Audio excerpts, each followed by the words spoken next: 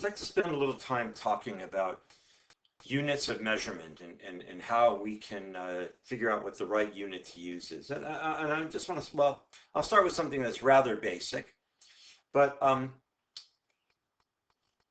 if I have a cube, I'm making a cube right here,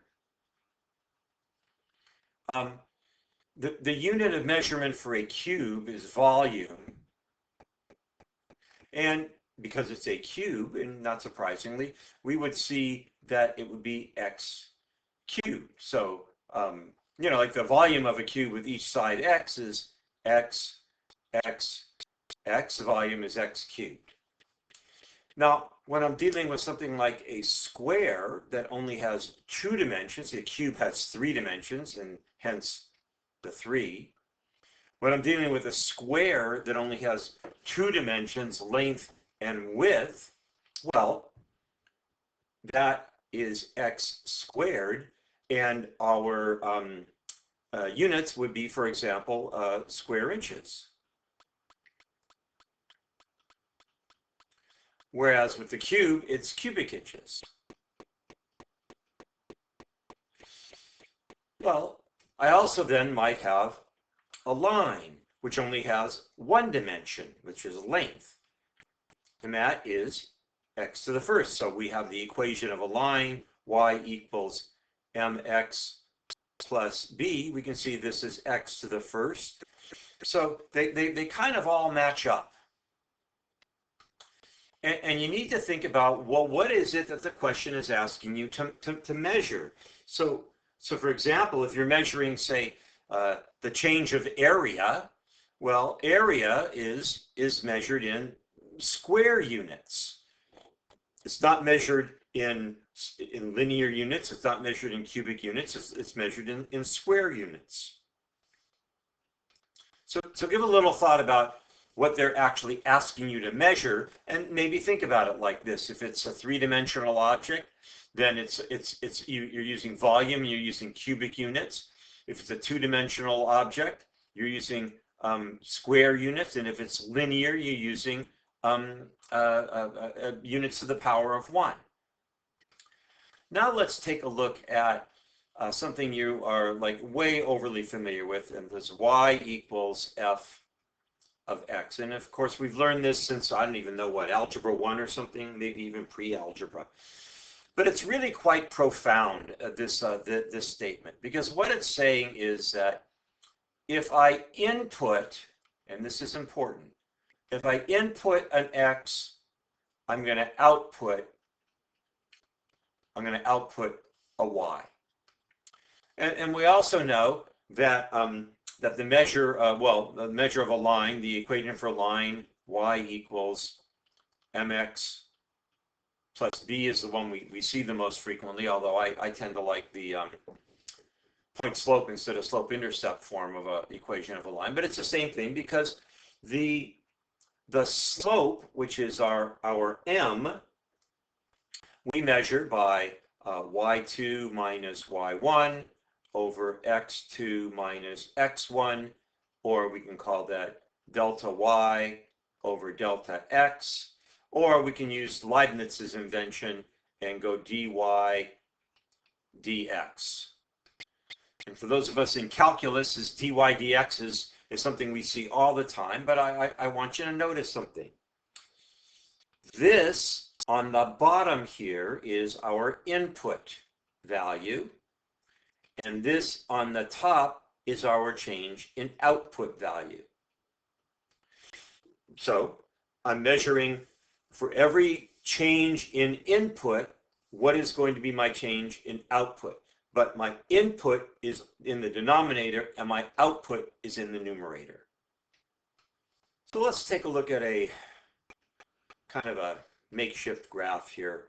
And I'm going to have my x value is going to be hours, and frequently time is our x value, and our y value is going to be miles. So if I had a line here measuring, the number of hours and how many miles I went in those hours, the slope of this line we know is the velocity. And the velocity is measured in miles per hour. This should be very familiar to us. Velocity is measured in miles per hour, but notice, the miles is the y-axis, and the hours is the x-axis. I'm having the change in the velocity, that is the slope of this line, is the change in x into the change in y. For every change in x, I'll put a little d there, I'm going to produce a certain change in y. Similarly, what if I had a graph? Hours is still on the bottom. The x values, when we're doing derivatives, the x values are the same. The x values stay the same. The only thing that changes is the y values. And in this case, I'm going to make this a graph of velocity. I don't know what it really looks like, but I'm going to put velocity here. Now, I already know that velocity is measured in miles per hour. So when I'm looking at the derivative of velocity, it's going to be dy over dx. That is, it's going to be miles per hour per hour. So what I'm trying to encourage you to do is think about, well, what is the change? What are the units of the y value? And what are the units of the x value? Now, don't write this as miles per hour squared. I mean, that might be technically correct. I'm really not even sure. But it doesn't get across the point. Because what we're trying to measure here is we're trying to measure miles per hour. And that comes across a lot more clearly. But again, notice the top part is, or the beginning part of my expression is going to be the y change, and the end part of my expression is going to be the x change. Let's take a look at a problem that was on a recent test, an AP style problem. So the function t equals f of a models the time in minutes for a chemical reaction to occur as a function of the amount A of catalyst used, measured in milliliters.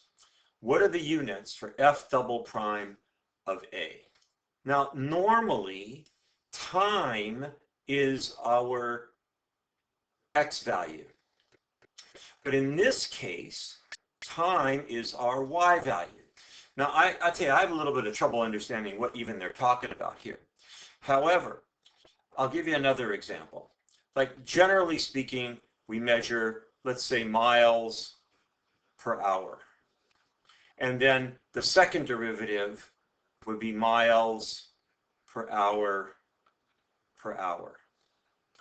Well, when I'm running, my units are minutes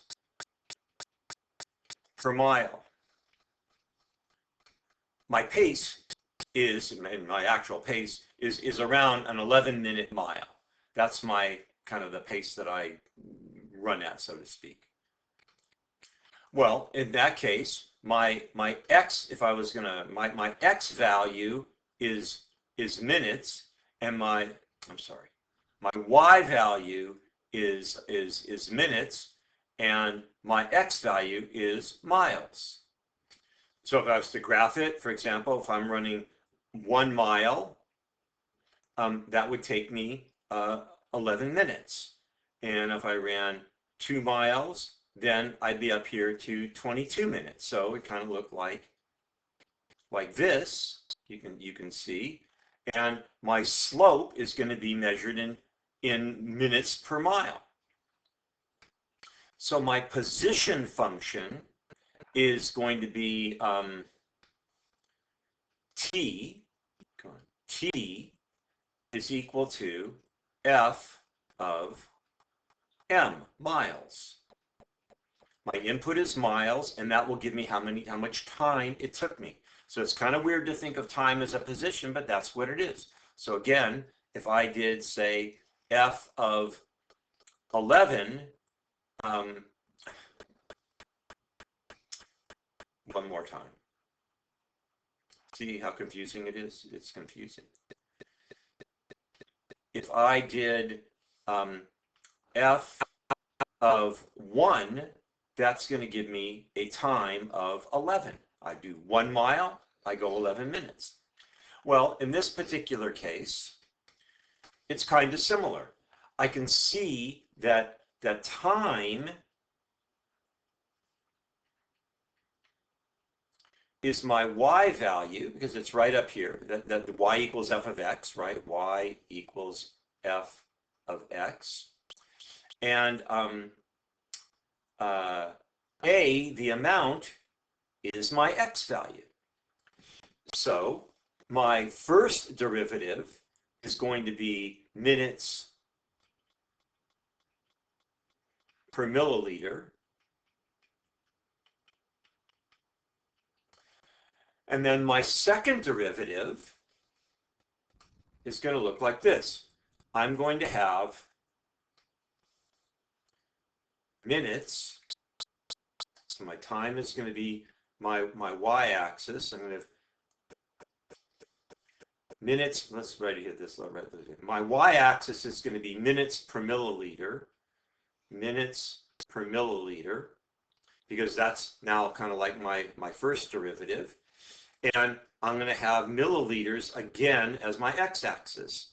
So my units are going to be change in y over change in x. Minutes per milliliter per milliliter. And that's why C was the answer there. So again, even though it sounds really weird and it's hard to make sense of, if I think of it in terms of y's and x's and dy over dx, I should be able to get my units pretty clear.